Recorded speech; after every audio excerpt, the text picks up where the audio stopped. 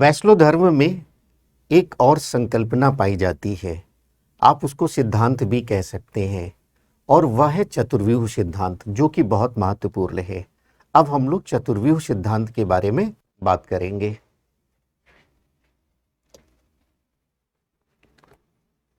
चतुर्व्यूह सिद्धांत,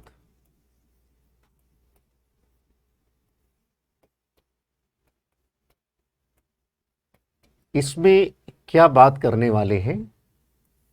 एक तो वैष्णव धर्म से संबंध रखता है चतुर्व्यूह सिद्धांत। अब वैष्णव धर्म भगवान विष्णु पर केंद्रित है, जिसे हम भागवत धर्म के नाम से भी जानते हैं, सात्वत धर्म के नाम से भी जानते हैं, और पांचरात्र धर्म के नाम से भी जानते हैं। ये सारे धर्म एक ही हैं। तो हम लोग ये बात करेंगे कि वैष्णव धर्म यानी भगवान विष्णु कृष्ण राम से जुड़े हुए धर्म से संबंधित जो ये सिद्धांत है, इसका उल्लेख कहाँ पर है, इसका उल्लेख कहाँ है, उसको हम लोग जानेंगे। और दूसरा ये प्रश्न पैदा होता है चतुर्व्यूह, जैसे नाम से ही है कि चार इसमें शब्द जुड़ा हुआ है, चार व्यूह, तो ये चतुर्व्यूह क्यों कहा जाता है, यह भी हम लोग जानेंगे। चतुर्व्यूह क्यों,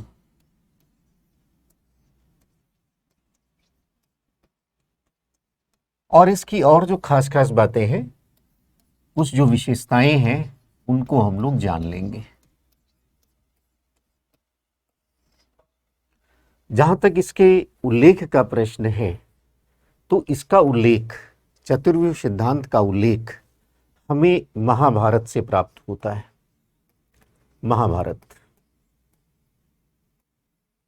महाभारत में एक नारायणी प्रसंग है, वहां इसका उल्लेख है।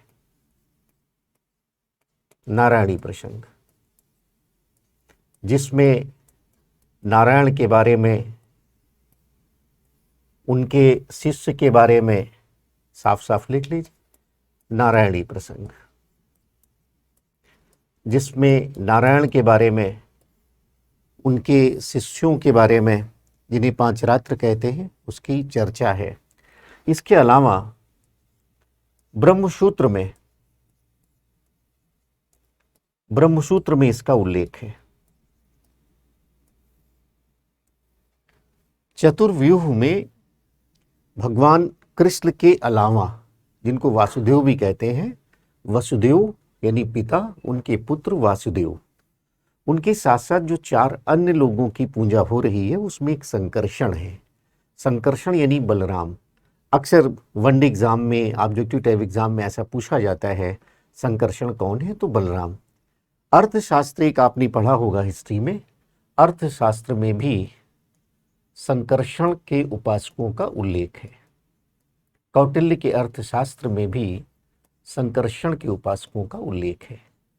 तो ये तो हमें साक्ष्य मिल रहे हैं चतुर्व्यूह सिद्धांत के बारे में। उसमें मुख्य है महाभारत, ब्रह्मसूत्र। अब प्रश्न ये उठता है कि चतुर्व्यूह क्यों कहते हैं इसको? तो चतुर्व्यूह इसलिए कहते हैं कि इसमें वासुदेव कृष्ण के साथ साथ चार अन्य व्यक्तियों की पूजा की जाती है। वे व्यक्ति कौन कौन से हैं, तो उनको आप जान लीजिए। पहले तो आपके वासुदेव हो जाएंगे, वासुदेव। दूसरे आपके संकर्षण हो जाएंगे, जिनको बलराम कहते हैं। तीसरे आपके प्रद्युम्न हो गए।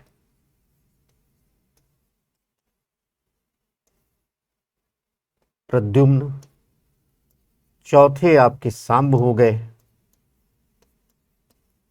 और पांचवे आपके अनिरुद्ध हो गए।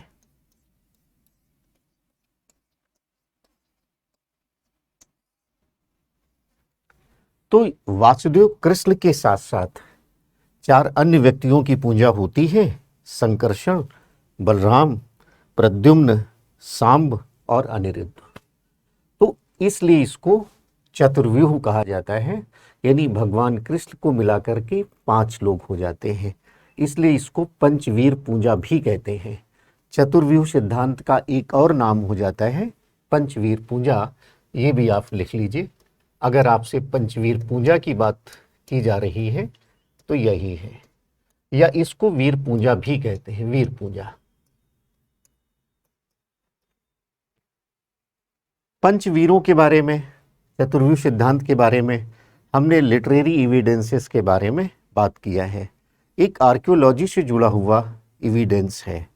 मथुरा के पास मोरा नामक स्थान से एक लेख मिला है।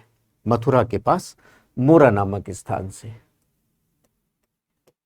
और इस लेख में एक तोसा नामक महिला है, तोसा नामक महिला है जो वासुदेव कृष्ण के साथ साथ इन 4 देवताओं की उपासना करती है, उनकी मूर्ति बनाती है और उपासना करती है। उस लेख में ऐसा उल्लेख है। तो ये पुरातात्विक साक्ष्य भी प्राप्त होता है। ऐसा माना जाता है कि लगभग 2री-3री शताब्दी ईसा पूर्व से ही ये प्रचलन में आ गया है, चतुर्व्यूह सिद्धांत वैष्णव धर्म में। अब यहाँ पर आप देखिए कि खास खास बातें और क्या हैं। जैसे मैंने वासुदेव के बारे में, कृष्ण के बारे में बात की है। संकर्षण कौन है? आप जानते ही हैं, बलराम। वसुदेव यानी भाई हैं वासुदेव के।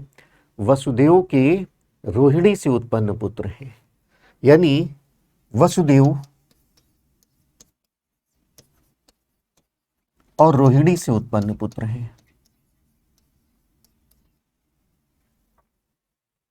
प्रद्युम्न जो है वो कृष्ण के पुत्र हैं। कृष्ण वासुदेव यानी वासुदेव के पुत्र हैं, और ये रुक्मिणी से उत्पन्न पुत्र हैं।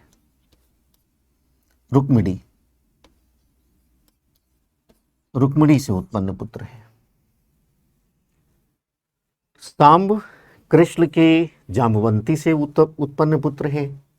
सांब के बारे में लिख लीजिए, जाम्बवंती से उत्पन्न पुत्र हैं। और अनिरुद्ध जो है वो प्रद्युम्न के पुत्र हैं। तो ये चारों के बारे में ऐसा माना जाता है इतिहासकारों के द्वारा कि वासुदेव कृष्ण के बाद ये जो 4 व्यक्ति जो उनके कुल से ही जुड़े हुए हैं, इन्होंने भी उन सिद्धांतों के बारे में विवेचना शुरू की और एक तरह से धर्माचार्य के रूप में आए। धीरे धीरे क्या हुआ कि इन व्यक्तियों में भी देवत्व का आरोपण कर दिया गया, प्रद्युम्न में, अनिरुद्ध में, सांब में, और उनको भी देवताओं में शामिल कर लिया गया। इस प्रकार की बात है। जैसे आप देखिए, वासुदेव कृष्ण के 6 गुण माने जाते हैं। देखिए यहां पर वासुदेव कृष्ण के 6 गुण माने जाते हैं। अब ये 6 गुण में कौन कौन से हैं? एक तो ज्ञान है और बल है, ऐश्वर्य, वीर, शक्ति और तेज। तो वासुदेव के जो 6 गुण हैं उसमें से आप देखिए, संकर्षण जो बलराम है उनके गुण माने गए हैं ज्ञान और बल। यानी वासुदेव के गुणों को ही आगे उनके कुछ अंश ही है। इस तरह से बात आगे बढ़ती है धर्म में, और यह भी देवता का रूप धारण कर लेते हैं। तो जो संकर्षण है उनके गुण हो जाते हैं ज्ञान और बल। जो आपके प्रद्युम्न है उनके गुण हो जाते हैं ऐश्वर्य और वीर, और शक्ति और तेज गुण हो जाते हैं अनिरुद्ध के।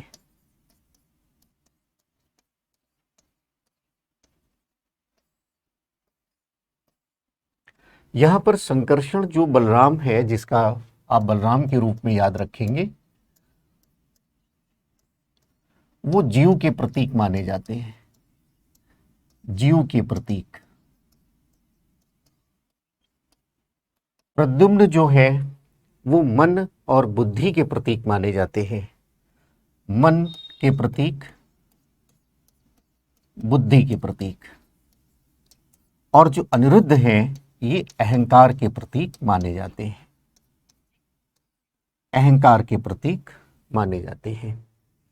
सांब एक और आपने पढ़ा है, चतुर्व्यूह सिद्धांत में सांब है। इनके बारे में कुछ इंटरेस्टिंग फैक्ट है। जामवंती के पुत्र हैं। जामवंती के पुत्र होने के कारण अपेक्षाकृत जो कुल आता है वो निम्न कुल था जामवंती का। और दूसरी बात यह भी है, एक तो निम्न कुल की माता से है, और दूसरी बात यह है ईरानी संप्रदाय से जुड़ जाते हैं। ऐसा उल्लेख मिलता है, कुछ शारीरिक समस्याएं आई सांब को, कुष्ठ रोग वगैरह, उसके लिए वो ईरानी संप्रदाय सूर्य की पूजा भी करते हैं। इस तरह के उल्लेख मिलते हैं। तो इन कारणों से आपसे ये प्रश्न पूछा जाता है कि चतुर्व्यूह सिद्धांत में किसकी पूजा नहीं की जाती, तो उत्तर होता है सांब, यानी सबसे कम महत्व जो है वो है सांब की। इन चारों देवताओं में वासुदेव के बाद उसमें सांब का महत्व कम है। तो इस तरह से आपका ये चतुर्व्यूह सिद्धांत हो जाता है। आप इसके सारे फैक्ट्स को देख लीजिएगा।